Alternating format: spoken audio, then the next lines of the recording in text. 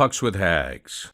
Welcome to the Pucks with Haggs podcast, a proud member of the CLNS Media Network. For those of you listening to this episode of the Pucks with Haggs podcast, we ask that you subscribe to the podcast, like and leave a review. And for those watching the show on CLNS and enjoying all this hockey talk, go ahead and hit that like button and subscribe to the Bruins Rinkside YouTube channel, where you can find our show and a lot of other great Bruins content with fellow Bruins talkers like Conor Ryan and Evan Marinofski. There's also the CLNS Media Network and Patriots Press Pass YouTube channels as well. Also, please make sure to turn on your notifications so you know the very instant a new Pucks with Haggs podcast video drops on the interwebs. I want to welcome everybody in. I believe this is the 194th episode of the Pucks with Haggs podcast. I have with me today the Boston Globe's Kevin Paul Dupont and the Boston Herald's Steve Conroy. Gentlemen, thank you very much for joining us. My pleasure, Haggs. Yes, thanks. Steve Haggs obviously didn't get the memo that we're only wearing hooded sweaties. See, I'm always too hot, Dupes, and I was actually like at my daughter's school, elementary school, and I just came from there, and it was like wall-to-wall people in the classroom, so I am actually dying right now. I am like overheating, so there is no 0% chance I'm going to be wearing a hoodie for this one. But I tell everybody, that Haggs, he's hot. That's right. They call me the human radiator. I'm just like running hot all the time. All right. I'm in the great outdoors, so I got a little cozy out here. There you go. You got a nice little breeze going on back there, Steve? Yep. I'm in the shade. Beautiful. Sipping on a Starbucks drink, enjoying the breeze. Yep. Steve is definitely in off-season mode, and we love that. Thanks, everybody, for joining us. I'm Joe Haggerty. You can find my work at joehaggerty.substack.com. Subscribe and get yourself a premium membership. Get all of my Bruins and NHL writing sent directly to your inbox. I also write columns 3 times a week for the Boston Sports Journal and do a weekly Q&A with the subscribers, so make sure you subscribe to Boston Sports Journal. Boys, let's just jump right in. First of all, we know the Stanley Cup Final rematch of last year, Florida Panthers, Edmonton Oilers. Steve, just thoughts on that? Great matchup, was a great series last year. I really think the star power of like McDavid, Draisaitl, that kind of level of star power is maybe the only thing that can overcome what the Florida Panthers bring to the table. And it's amazing to me how many teams they've cracked and broken at this point in the Eastern Conference. Yeah. Whether it's the Bruins, whether it's the Rangers, the Maple Leafs, the Carolina Hurricanes, like they just destroy every team in the East and leave them broken and sort of like looking for answers. And they've done it again with the Hurricanes here. It should be a great series, but you have to go, I think, with Florida again until proven otherwise. I don't know. What Edmonton has done in these playoffs is very impressive.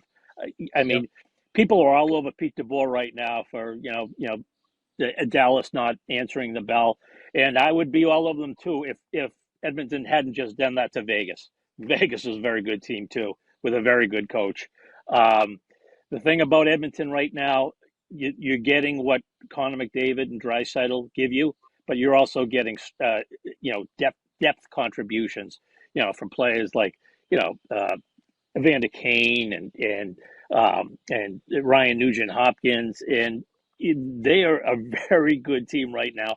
And they didn't give Dallas an inch in the defensive zone. No. Dallas, Edmonton scored a lot of goals by, including the backbreaker last night, by throwing pucks into the slot at the net, and the backbreaking goal went off a star defenseman into the net. Dallas was doing toe drags and things like that in the slot, and it was just getting poked away. Edmonton, listen, Stuart Skinner can turn into pumpkin at any point here. He almost did last night. I thought that was going to happen. Yep. He didn't.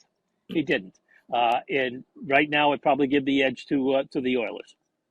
I like that. Steve's going with the Oilers. Dupes, your thoughts on this Stanley Cup Final series? And I like I said before, I give the Edmonton Oilers tons of credit. They pushed Florida hard last year, harder than anybody else did, I think. And their defense is definitely better than it's been in the past. And Skinner has shown that he's capable at times.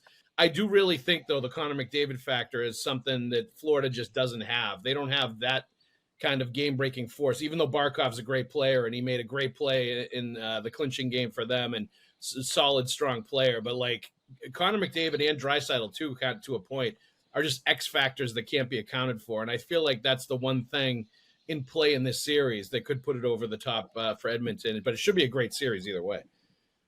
Yeah, I wish I had something in the secret drawer here to to pull out and say something different than you guys are saying, but I can only kind of build on them. I felt the same way about Stewart last night, and then to see Jeff Skinner go in and he gets a goal. There's a lot that and Haggs, to your point, no one's got Connor McDavid. No, I've never seen a player like it. No. It's not just the speed, but I've seen a lot of guys, and most guys, the heat panels begin to fall off when they get to that degree of speed. But man, he holds the puck, he makes the play.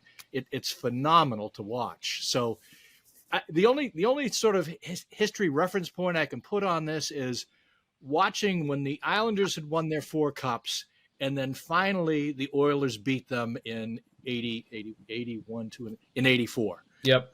And I can remember being there and the balloons at Northlands Coliseum falling on Denny Potvin. He's kneeling, and the game is over. The dynasty is over for the Islanders. So it could be that this Oiler team, through losing last year as that Oiler team did decades ago, maybe that's maybe we're going to see the transition here. But there's so much to like about both teams, and it looks like a 7-game series. I will say that my last point will be, if Dallas was going to beat them last night, they had to land more than 17 shots on net. Yeah.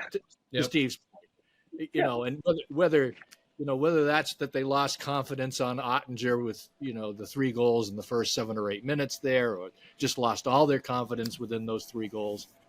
That was a disappointing showing, and I think that's why you see what to me look like very frustrated comments by DeBoer. Yeah, no doubt. With Florida in the final, we get a few more games of Brad Marchand.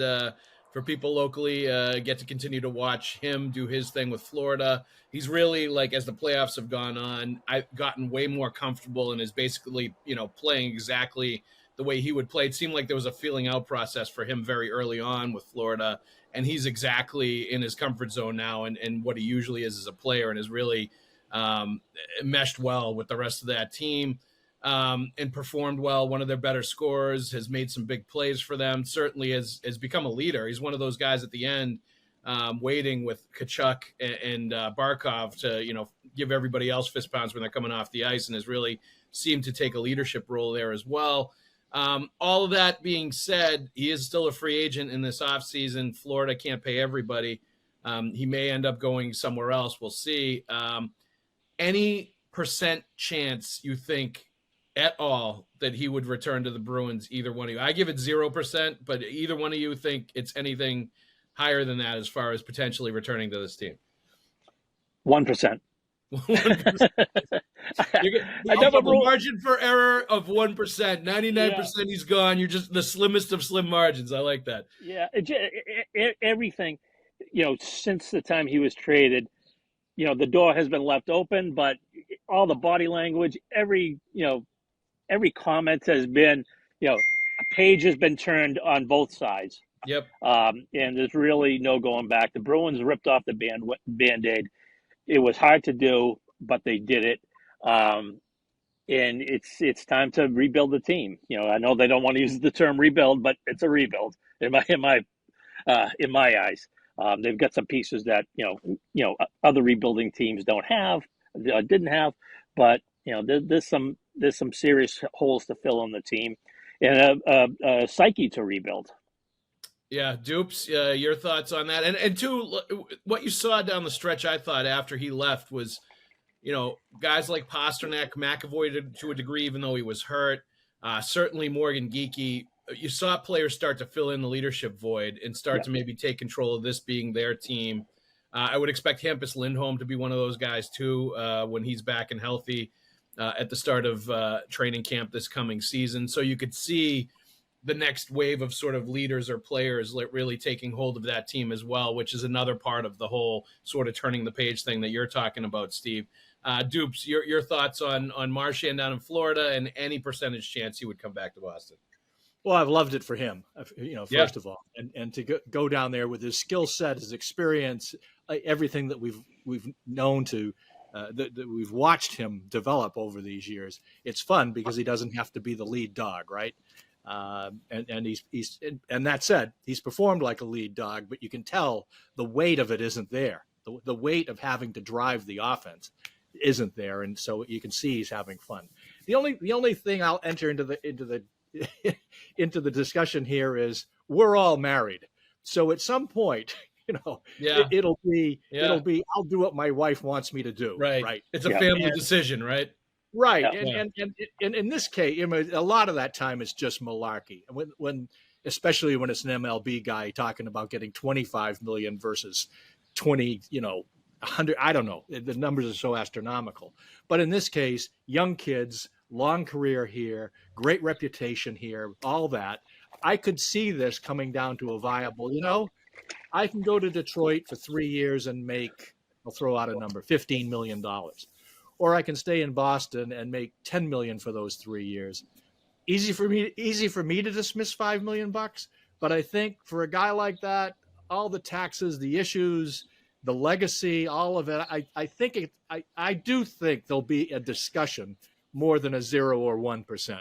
Is it 8%? I don't know, but I think there will be some of that. That's interesting, and you're right. The fact that his wife is from New England, the fact that they've lived here their entire lives, his kids were going to school here and comfortable here and all that is absolutely a factor. But then again, what we saw was Zdeno Chara at the end of his career when he left Boston, is his family stayed behind in Boston, and he went and played elsewhere for a year or two, right, and then finished it out. Yes. And he was seeing his family occasionally, but they were still going to school here, still staying here. And then Chara ends up coming back to Boston. He's been a figure around here ever since he retired.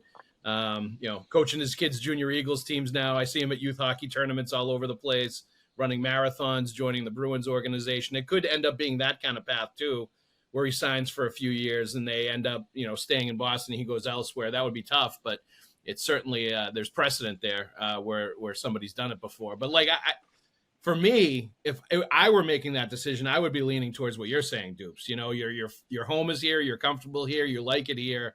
The peace of mind of all of that stuff is worth a few $1 million, especially when you've already made as much money as he has.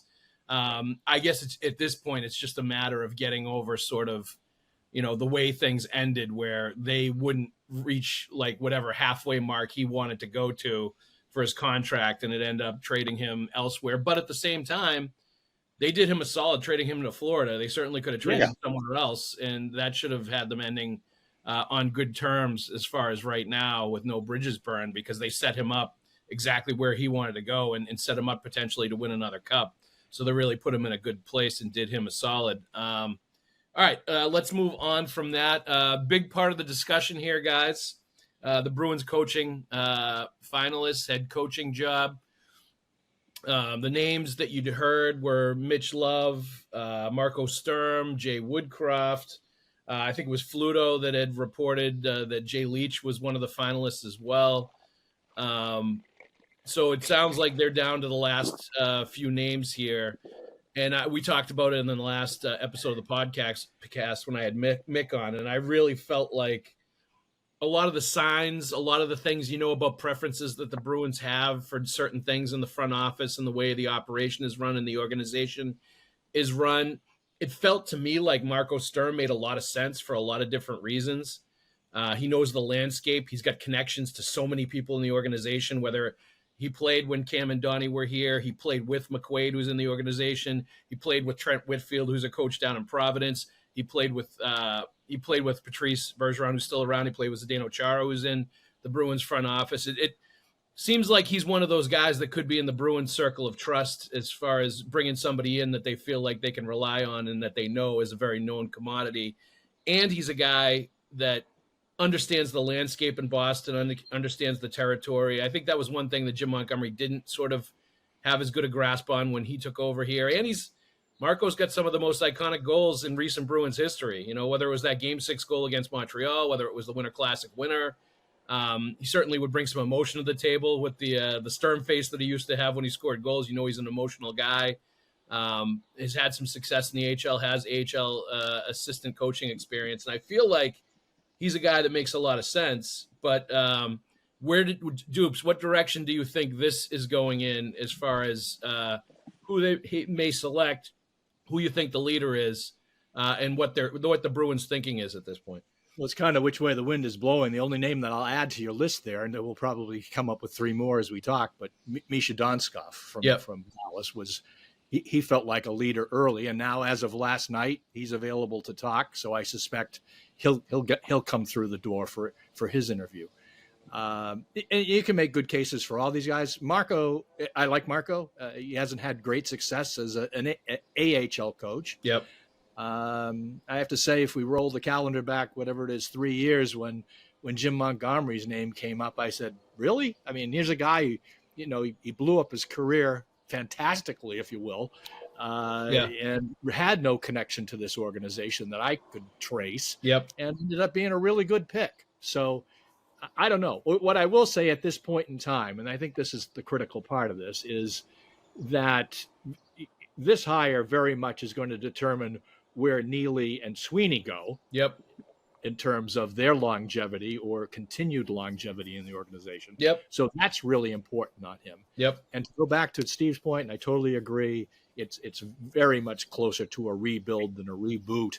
It's not like it's an expansion team, but you're going to have a patient, smart coach who can communicate.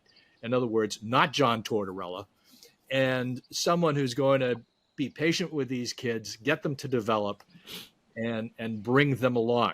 There's going to be a lot of on-the-job training here. The only asterisk I can add to that comment is we really don't know what the roster is until the evening of July 1st.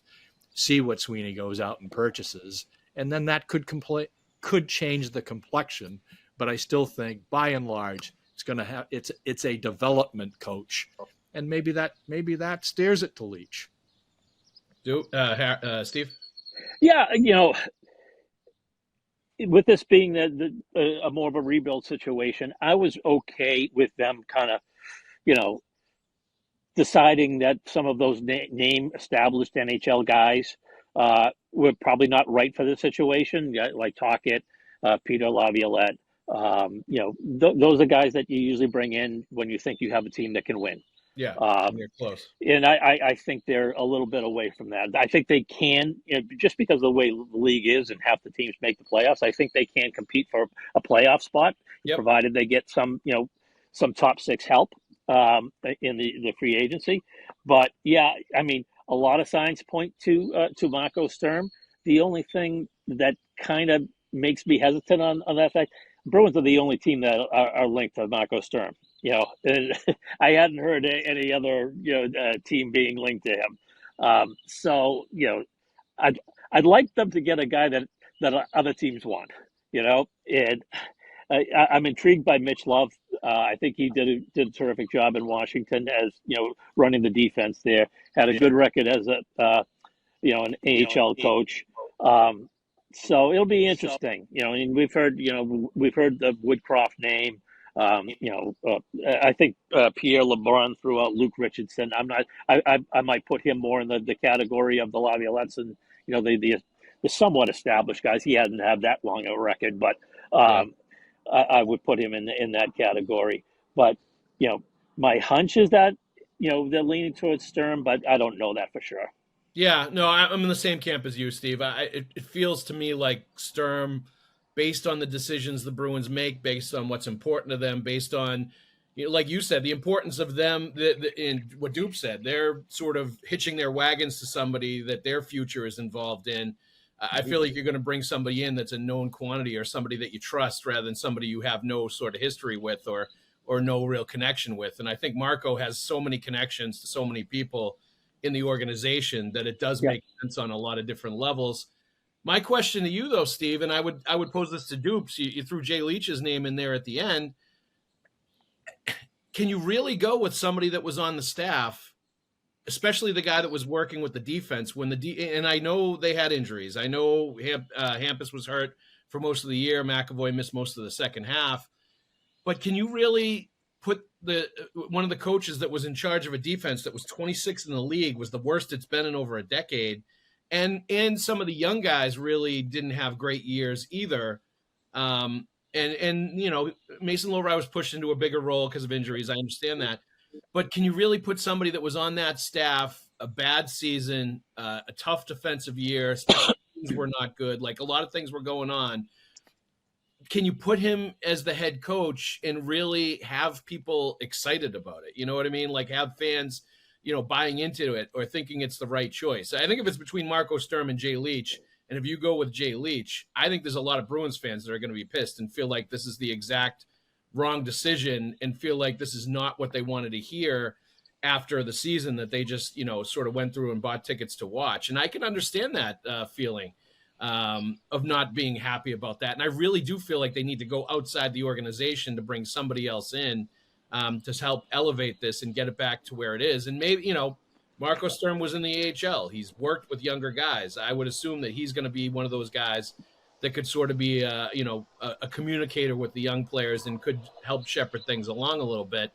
But I wonder what the reaction is going to be. And I'm sure they probably wonder on Causeway Street too, among the management group and the front office and even the ownership, what the reaction would be if it's Jay Leach, who I think is a great guy and an excellent coach and is one of those up-and-coming guys. But just based on the optics of last year with the Bruins and him being on one of the guys on the bench, I'm not sure that's going to fly. Yeah, when they brought him back last summer, to me, it had heir apparent written all over it. Yeah. It just felt like he was the guy in waiting. Yep. Yep. But when it fell off the rails in November, the last season, it was just an unfair position to put him in. I think to give him his first job. So I understand why they go with Joe Sacco there. But you're right; it's a really hard sell. And you pointed out all the the issues on defense, and there were injuries.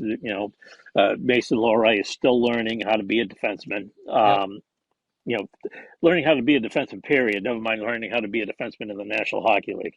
Yeah. So yeah, it would be a hard sell, and that probably shouldn't be a deciding factor in this, but kind of is. Yeah, Dupes, you referenced Jay Leach a little bit at the end as being a guy, with this being a sort of, a retool, as they want to call it, a rebuild, whatever. And I do think, like in the NHL these days, especially with the salary cap space that they have, it could be like a 2-year rebuild a la the Washington Capitals, where if you make a lot of really good decisions, you could be fighting for the playoffs next year. And then a couple years from now, things could look a lot better than they are right now, especially if you hit with this 7th overall pick in the first round. Your thoughts, just maybe expound a little bit on Jay Leach. If you think he's the right decision, if you think that's, something that's going to fly with Bruins fans, what would happen in your mind if you're looking into this and Jay Leach is named the next coach? Well, I have to say, none of these names excites me. Yeah. Your comment about Sturm and fans being upset if it's not Sturm. Maybe I'm reading this wrong. Well, I think they're probably going to be upset if it's Sturm too. I got to be honest. They probably wanted John Tortorella, somebody that they know, a known quantity. Like, I'm sure they're not going to like Sturm either. But I think Jay Leach would be a very unpopular decision. I'm to the point now with the fandom that if they brought in Scotty Bowman, they'd find something. Yeah, that's just true. That's just the way it is. That's right? True.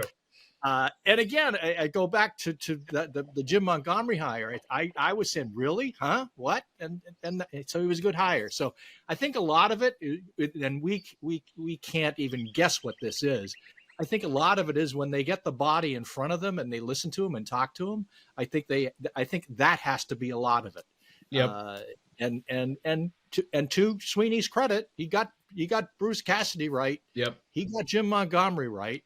To a degree, I think he got Joe Sacco right. Yep. I mean, given how the product eroded under him in terms of roster talent and injury, I think Joe did a damn good job. I don't think they're going to retain him, but I think he did a damn good job for who he is, what he got, the point, the fans, everything. I give him great credit. I will say, yes, I think Leach gets tainted by the year.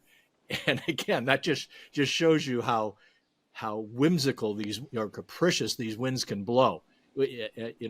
Not only did I think he was the heir apparent like Steve when he came back, I thought he was the heir apparent for 2 or 3 years ahead of that. And I was surprised to see him go off to Seattle, but I think that was a good move.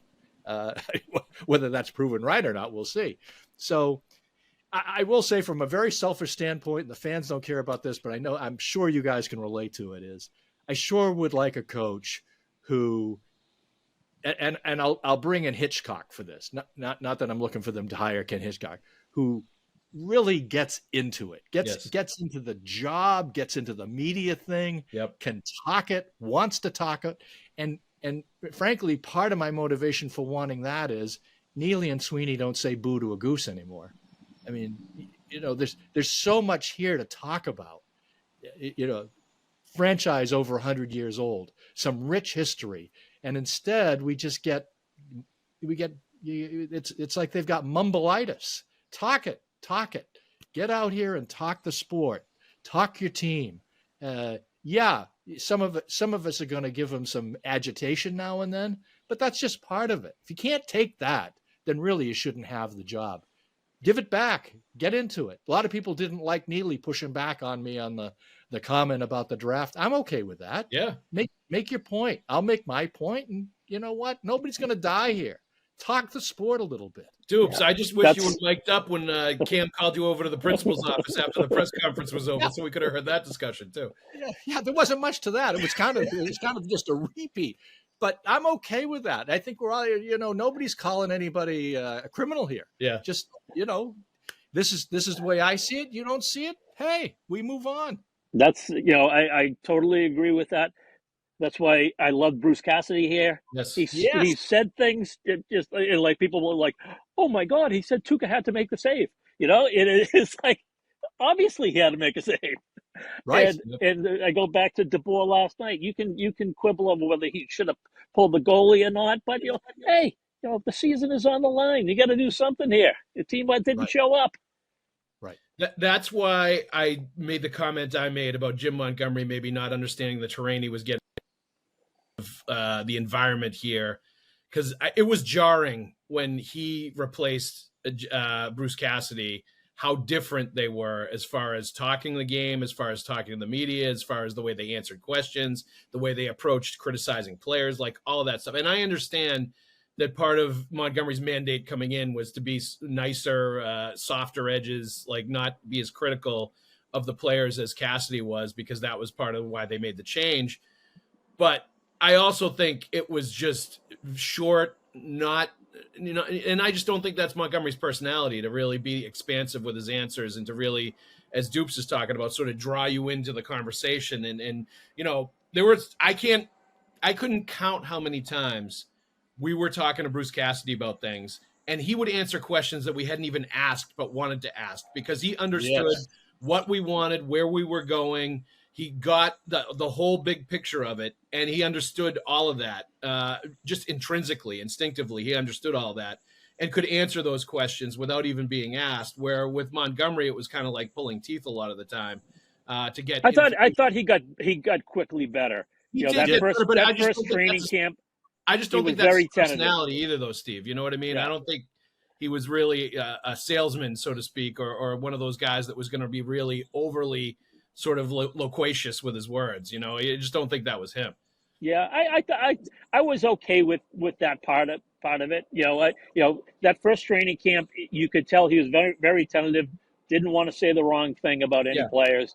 And then, he didn't have to, because they won 65 games that year. And it was all, rainbows. But, he eventually, got it, I think. Yeah, he did to a degree. I agree. But you could tell he would stop himself. Where Cassidy would keep talking, Montgomery had a governor on where it was like, doom, done. Answer the question. I'm stopping. I'm not talking anymore. Yeah. And that kind of didn't go away. And he probably didn't want to get himself into trouble. And I understand that. But I think to Dupes' point, you want to have somebody that's going to almost sell the game a little bit, or be part of the entertainment with the coach and the personality and answering the questions. And the whole grand picture of it. I just think that's what people want here, not only fans, but media, but everybody. That's kind of the expectation here, to be part of that. And we've had a lot of coaches like that over the years. So, all right, let's take a break for a second. I want to let those of you listening to this episode of the Pucks with Haggs podcast, we ask that you subscribe to the podcast, like and leave a review. And for those watching the show on CLNS and enjoying all this hockey talk, go ahead and hit that like button and subscribe to the Bruins Ringside YouTube channel, where you can find our show and a lot of other great Bruins content with fellow Bruins talkers like Conor Ryan and Evan Marinofski. There's also the CLNS Media Network and Patriots Press Pass YouTube channels as well. And please make sure to turn on your notifications so you know the instant a new Pucks with Haggs podcast video drops on the interwebs. All right, this we're going to answer a couple of questions here. This is from Jay Matrano on Twitter. Haggs, you think Boston should sign Sam Bennett for $10 million a year? Who does he play with in Boston? Geeky Pasta? ? If so, maybe he produces points to be worth it, but I don't know, man.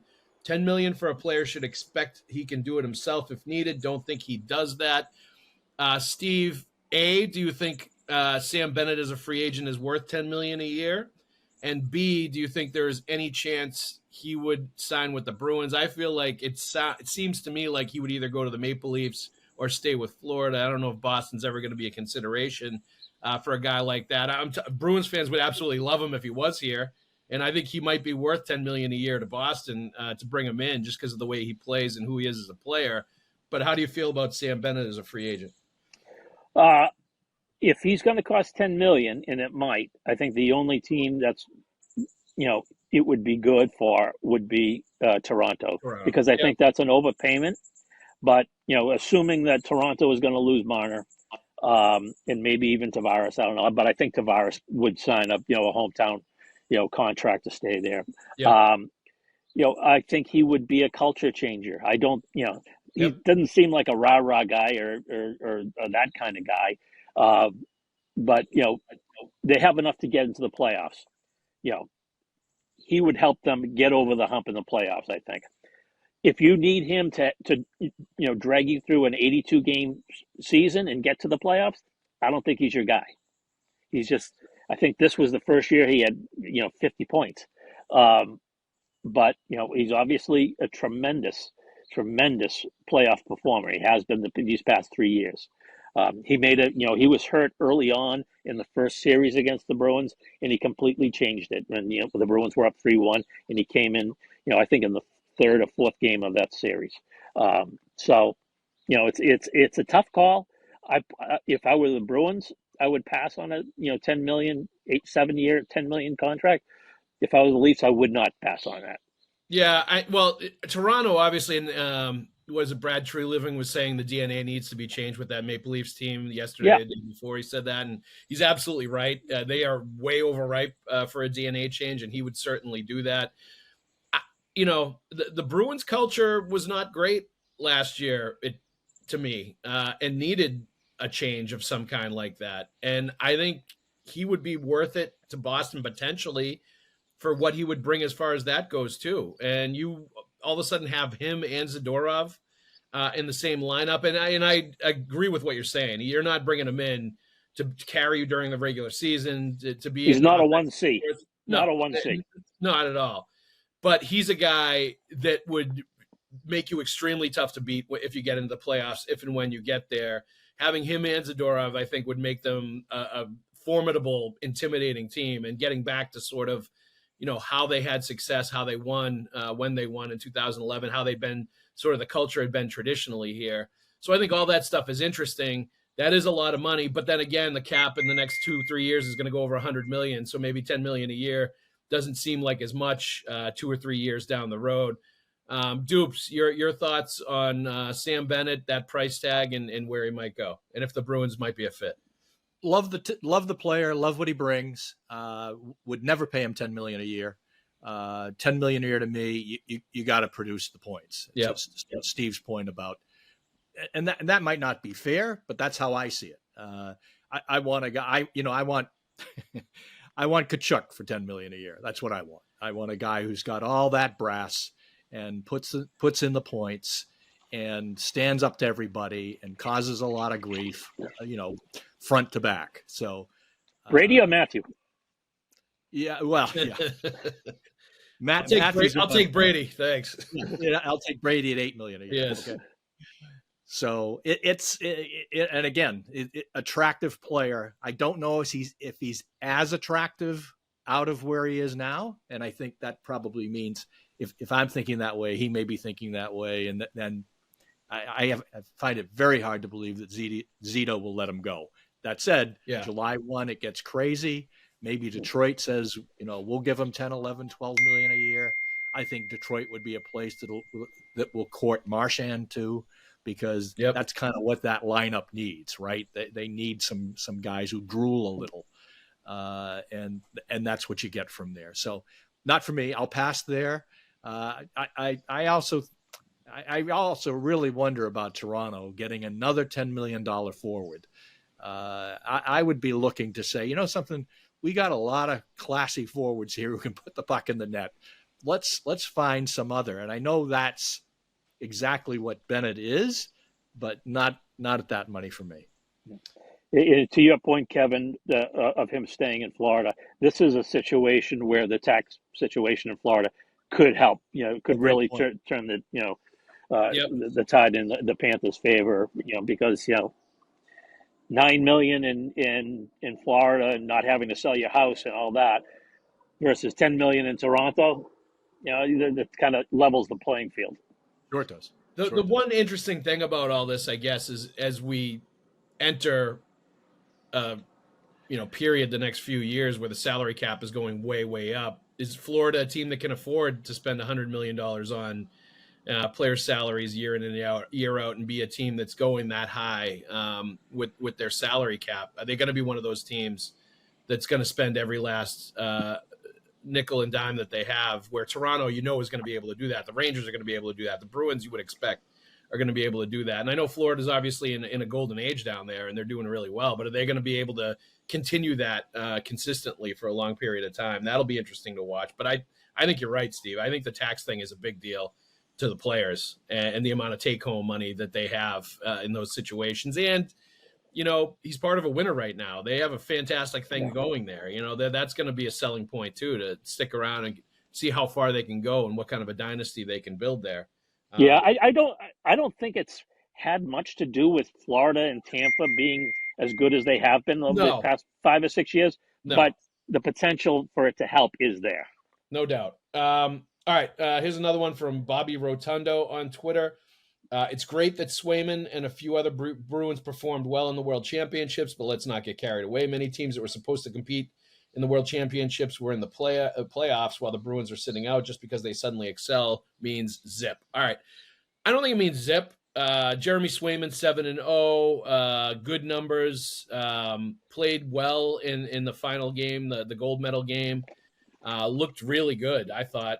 Mason Lowry was solid at the beginning of the tournament, didn't play towards the end. Andrew Peeke played throughout. I thought played really well. David Pastrnak and Elias Lindholm were, I think, the top two scorers in the entire tournament. Elias Lindholm, for my money, was, great. And it was good and encouraging to see him play that way for Team Sweden in his home country. And it continued what I thought you saw towards the end of the season with the Bruins, where he had stepped it up, seemed to be healthy, confident, up to speed, all of that. He carried that right over into the World Championships. And, there were some players missing for sure that were still in the Stanley Cup playoffs, but I think there was still enough high-quality, high-caliber players there. I mean, Sidney Crosby and Nathan McKinnon were there for Canada. They had every team had good players. Sweden team was stacked. That win that the U.S. had against Sweden was quality in that tournament. And Swayman was the guy and played really well down to the end. Steve, how much do you take out of those performances in the World Championships as far as encouragement, as far as using that as a springboard to next year? Lindholm and Swayman are the ones that I look at and say you have to feel more optimistic about them bouncing back and being much better next year after watching that performance in World Championships. Yeah, let's not get carried away with it. But, yeah, it was a good step forward. Swayman had one iffy game where he gave up 4 in the third period to allow Norway to tie it, and luckily they went. U.S. won it in overtime, but after that he was pretty damn good. And you're right, that Swedish team was stacked that they beat in the semifinals, and then the Swiss team. maybe it's not stacked, but they play that international game where they pack the middle and they make it really hard to score, and they beat a lot of good teams on their way to the gold medal game. Lindholm is another one that is encouraging, coupled with the way he finished up his season. Yeah. And there is a history of guys, when they sign a big deal with a new team, to not have a great first year. When the Bruins signed a slew of guys, Nosek was one of them, Forba was another one. They weren't all that good in that first year. That next year, when they won 65 games, they were huge contributors to that team. So there's some precedent there that that Lindholm can turn it around and be a solid player. I don't know if he's a true number one center, but it is promising that he'll be better to start the season. That's for sure. Dupes, how much do you take out of World Championships in the way some of the Bruins players perform, especially ones that I think are going to be key next year to the fate of the team and how well they do? Yeah. Well, I think Pasternak's going to get his 100 points, whether he plays for the Bruins or whether he plays for the Rangers or whether he plays for Seattle. He's that good. Yep. So I don't kind of get any read from that other than good for Pasta. Yep. Because he's a good guy and he plays hard and none of that surprised me. Lindholm, here's my concern. The ice sheet was 15 feet wider. If you're telling me the NHL rinks are going to be 15 feet wider, you don't have to fight for inside ice, all of that, and you've got an enhanced roster with a lot of skill and they can play make. Then I'm more encouraged by what I saw. But I've got to see over the course of 82 games, guy shows up, and he was hurt. Let's not forget. Shows up healthy, wants it, fights for the puck, gets in there, fights for his space, inside ice, to use the Cassidy term. I didn't see much of that. Now, whether he couldn't do it because of his back, whether the season went bad or whatever it was, I didn't see enough of that. And I can't get that gauge from the World Championship because it's a different game. Now, Steve and I both met with Swayman on whatever day it was, 2 or 3 days after he came home. And my feeling there was this was the guy, and we've all been there, this was a guy who needed a laxative, a big dose of laxative. And I think that's what it did for him. I think he just played on instinct, felt good about himself, left the rink feeling a lot less weight in the belly. Yep. And I think that, whether it was the gold medal, whether it was a 0.66 goals against percentage, a 999 save percent, whatever, I think it did him good that way. And I think the way he was talking, he's going to stay in town here. Yep. He's going to work. I felt good about that. Not the gold medal, just the attitude. And it could see by the end of the year, his attitude, not like bad guy attitude. I don't think he know whether he knew he was his ass from first base. I don't think he did. No, yeah. He at the end of the season, describe it as like a tense sort of like thing going on. He was feeling tension. You could tell towards the end of the year there was a tension there that usually wasn't there with him, and he was trying to sort of like fake it till he made it, sort of like pretend like it wasn't there or whatever. But you could see that it was there for sure. Yeah, it was. Yeah, he was absolutely, forcing the positivity towards the end of the season.